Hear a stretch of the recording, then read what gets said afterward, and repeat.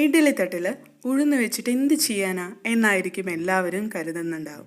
അതെ, വളരെ ഡിഫറെൻ്റ് ആയിട്ടുള്ള വളരെ ഹെൽത്തി ആയിട്ടുള്ള ഒരു റെസിപ്പിയിലേക്കാണ് നമ്മളിപ്പോൾ പോകുന്നത്.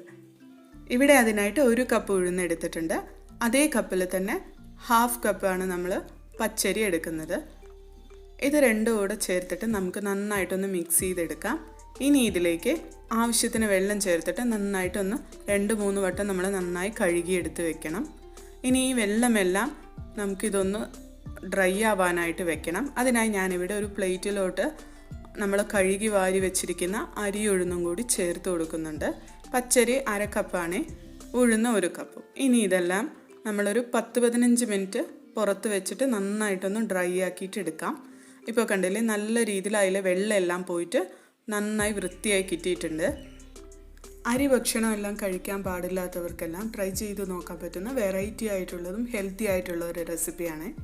ഇനി ഈ അരിയും ഉഴുന്നും നമ്മൾ ഡ്രൈ റോസ്റ്റ് ചെയ്തെടുക്കാൻ പോവുകയാണ്. വെറും പാനിലോട്ട് ഇട്ടിട്ട് എണ്ണയൊന്നും ചേർക്കാതെ നന്നായിട്ട് ചെറിയ തീയിൽ വെച്ചിട്ട് നന്നായിട്ട് ഇതൊന്ന് റോസ്റ്റ് ചെയ്തെടുക്കാം. ഇതൊരു 10 മിനിറ്റിന് ശേഷം ഈ രീതിയിൽ കളർ ചേഞ്ച് ഒക്കെ ആയിട്ട് നല്ലൊരു മണം വരും. ഉഴുന്നെല്ലാം തന്നെ നന്നായിട്ട് റോസ്റ്റ് ആയതിൻ്റെ. ഇനി ഇത് നമുക്കൊന്ന് തണുക്കാനായിട്ട് വേറൊരു പ്ലേറ്റിലോട്ട് മാറ്റിയിട്ട് വയ്ക്കാം ഒരു 10 മിനിറ്റ് നേരം.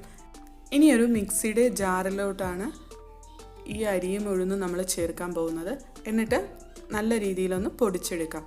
ചെറിയൊരു തരിതരിപ്പ് ഇരുന്നോട്ടെ, വല്ലാണ്ട് പൗഡറായി പോകണ്ട. ചെറിയൊരു തരിതരിപ്പോടെ നമുക്കിത് നന്നായിട്ടൊന്ന് പൊടിച്ചെടുത്തിട്ട് വരാം.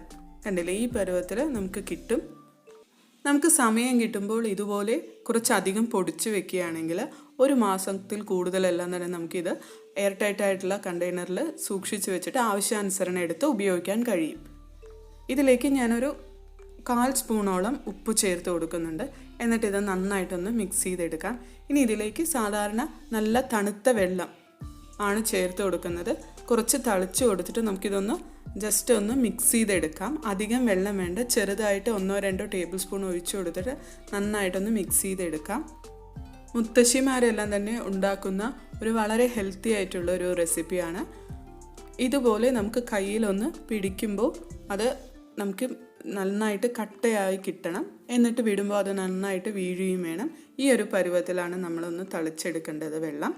ഇനി ഇതൊരു ഇഡലി തട്ടിലേക്ക് മേലെ ഒരു വൃത്തിയുള്ള ഒരു കോട്ടൻ്റെ ക്ലോത്ത് എന്തെങ്കിലും വെച്ച് കൊടുത്തിട്ട് അതിലേക്ക് വിതറി കൊടുക്കാം. നമുക്ക് ആവശ്യമുള്ള ഇതുപോലെ പൊടിച്ച് വെച്ചിട്ട് ആവശ്യത്തിനനുസരിച്ച് നമുക്ക് ഉപയോഗിക്കാവുന്നതാണ്. എന്നിട്ട് ഇത് നന്നായിട്ടൊന്ന് ആവി കയറ്റിയെടുക്കാം. ഏകദേശം ഒരു 10 മിനിറ്റിന് ശേഷം നല്ലൊരു മണമൊക്കെ വന്നിട്ടുണ്ട്, അതിൻ്റെ കളറൊക്കെ ചേഞ്ചായി വന്നിട്ടുണ്ട്.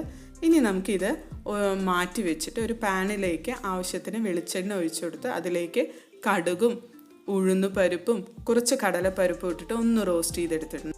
ഇതിലേക്ക് സവാള അരിഞ്ഞതും ഇഞ്ചി ചെറുതായിട്ട് അരിഞ്ഞതും കുറച്ച് കറിവേപ്പിലയും അതുപോലെ പച്ചമുളക് കീറിയതും ഇട്ട് കൊടുത്തിട്ട് നന്നായിട്ടൊന്ന് റോസ്റ്റ് ചെയ്തെടുത്തതിന് ശേഷം നമ്മൾ ആവിയിൽ വേവിച്ചെടുത്തിട്ടുള്ള ഉഴുന്ന് പൊടി ചേർത്ത് കൊടുത്തിട്ടുണ്ട്.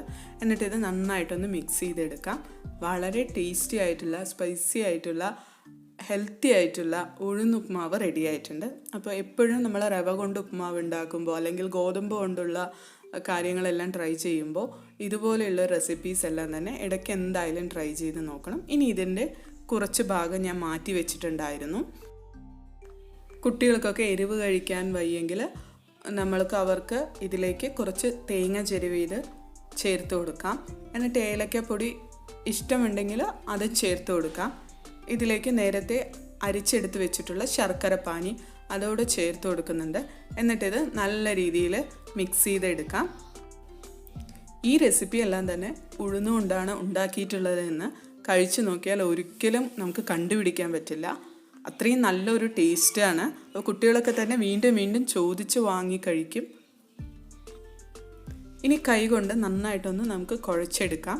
എന്നിട്ട് നമ്മൾ ഉരുണ്ട പിടിക്കുകയാണ്. അരി ഉരുണ്ടയൊക്കെ പിടിക്കുന്ന പോലെ നമ്മൾ കയ്യിൽ കുഴച്ചിട്ട് നന്നായിട്ട് ഉരുണ്ട പിടിച്ചെടുക്കാം. അപ്പോൾ ഇത്രയേ ഉള്ളൂ. വളരെ സിമ്പിളായിട്ടുള്ള ഉഴുന്ന് ഉരുണ്ടയാണിത്. അപ്പോൾ വളരെ ഹെൽത്തിയാണ്. അപ്പോൾ കുട്ടികളൊക്കെ തന്നെ ചോദിച്ച് വാങ്ങി കഴിക്കും. അപ്പോൾ ഈവനിങ് സ്നാക്കായിട്ടോ ഒക്കെ നമുക്കിത് കൊടുക്കാവുന്നതാണ്. അവർക്ക് അറിയ പോലും ഇല്ല ഇത് ഉഴുന്നുകൊണ്ടാണ് ഉണ്ടാക്കിയിട്ടുള്ളത്. അത്രയും ടേസ്റ്റാണ്.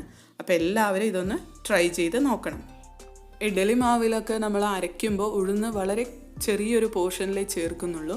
ഇവിടെ നേരെ തിരിച്ചാണ്, ഉഴുന്നാണ് നമ്മൾ മെയിനായിട്ട് ആഡ് ചെയ്യുന്നത്. പിന്നെ ഒരു സപ്പോർട്ടിന് മാത്രമാണ് അരി വളരെ കുറച്ചാണ് ചേർക്കുന്നത്. അതുകൊണ്ട് തന്നെ കുട്ടികൾ തൊട്ട് വലിയവർ വരെ എല്ലാവർക്കും വളരെ ഇഷ്ടത്തോടു കൂടി തന്നെ ഉഴുന്ന് കൊണ്ടുള്ള ഈ മധുരവും അതുപോലെ എരിവുമുള്ള വിഭവങ്ങൾ കഴിക്കാൻ പറ്റും. അപ്പോൾ എൻ്റെ ഈ കൊച്ചു വീഡിയോ ഇഷ്ടമായെങ്കിൽ നിങ്ങൾ ഈ റെസിപ്പി എന്തായാലും ഒന്ന് ട്രൈ ചെയ്ത് നോക്കണം. അപ്പോൾ എല്ലാ കൂട്ടുകാരും തയ്യാറാക്കി നോക്കിയിട്ട് കമൻറ്റ് ചെയ്യാൻ മറക്കരുത്. നിങ്ങളുടെ ഫാമിലിയിലും ഫ്രണ്ട്സിനും എല്ലാവർക്കും ഈ വീഡിയോ ഷെയർ ചെയ്ത് കൊടുക്കണം. ഇഷ്ടപ്പെടുകയാണെങ്കിൽ ലൈക്ക് ചെയ്യണം. അതുപോലെ തന്നെ ഫ്ലേവർ ലോക്ക് എന്ന ഈ ചാനൽ സബ്സ്ക്രൈബ് ചെയ്ത് സപ്പോർട്ട് ചെയ്യാനും മറക്കരുത് ഫ്രണ്ട്സ്. സബ്സ്ക്രൈബ് ചെയ്യുമ്പോൾ തൊട്ടടുത്തുള്ള ബെൽ ബട്ടണിലെ ഓൾ എന്ന ഓപ്ഷൻ കൂടി എനേബിൾ ചെയ്താൽ ഞാനിടുന്ന വീഡിയോസ് അപ്പോൾ തന്നെ നിങ്ങളുടെ ഫോണിൽ നോട്ടിഫിക്കേഷനായിട്ട് എത്തുന്നതായിരിക്കും. പുതിയൊരു വീഡിയോ ആയിട്ട് വീണ്ടും കാണാം. Thank you.